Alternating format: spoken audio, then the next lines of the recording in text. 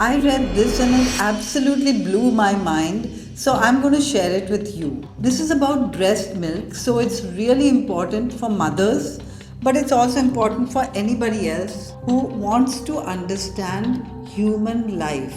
In 2008, evolutionary anthropologist Katie Hinde was working in a primate research lab in California, analyzing breast milk from rhesus macaque mothers. She had hundreds of samples and thousands of data points. Everything looked ordinary until one pattern refused to go away.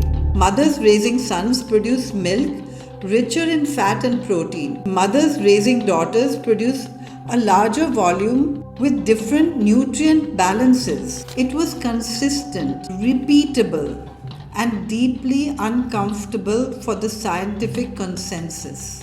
Colleagues suggested error, noise, statistical coincidence, but Katie trusted the data. And the data pointed to a radical idea. Milk is not nutrition, it is information. For decades, biology treated breast milk as a simple fuel, calories in, growth out.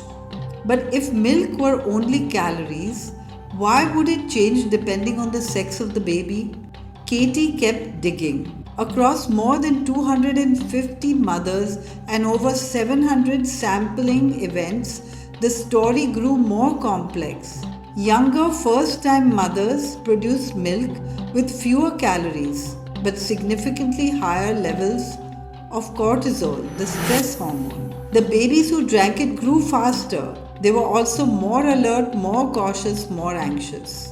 Milk wasn't just building bodies, it was shaping behavior. Then came the discovery that changed everything. When a baby nurses, microscopic amounts of saliva flow back to the breast. The saliva carries biological signals about the infant's immune system. If the baby is getting sick, the mother's body detects it. Within hours, the milk changes. White blood cells surge, macrophages multiply, targeted antibodies appear. When the baby recovers, the milk returns to baseline. This was not a coincidence. This was a call in response. A biological dialogue refined over millions of years, invisible until someone thought to listen. As Katie reviewed the existing research, she noticed something unsettling. There were twice as many scientific studies on erectile dysfunction as on breast milk, the first food every human consumes, the substance that shaped our species, largely ignored. So she did something bold. She launched a blog with a deliberately provocative name, Mammals Suck Milk. It exploded. Over 1 million readers in its first year. Parents, doctors, scientists, people asking questions that research had skipped. The discoveries kept coming. Milk changes by time of day. Fore milk differs from hind milk.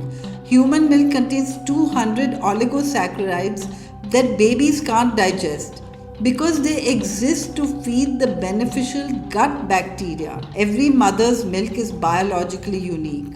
In 2017, Katie brought this work to a TED stage. In 2020, it reached a global audience through Netflix's Babies. Today, at Arizona State University Comparative Lactation Lab, she continues reshaping how medicine understands infants' development, neonatal care, formula design, and public health. The implications are staggering. Milk has been evolving for over 200 million years, longer than dinosaurs walked on Earth. What we once dismissed as a simple nourishment is one of the most sophisticated communication systems biology has ever produced. Katie Hinde didn't just study milk, she revealed nourishment is intelligence, a living, responsive system shaping who we become before we even speak. All because one scientist refused to accept that half the story was measurement of error. Sometimes the biggest revolutions begin by listening to what everyone else ignores. Can we continue to ignore that we need to understand nourishment better for better healing and better life?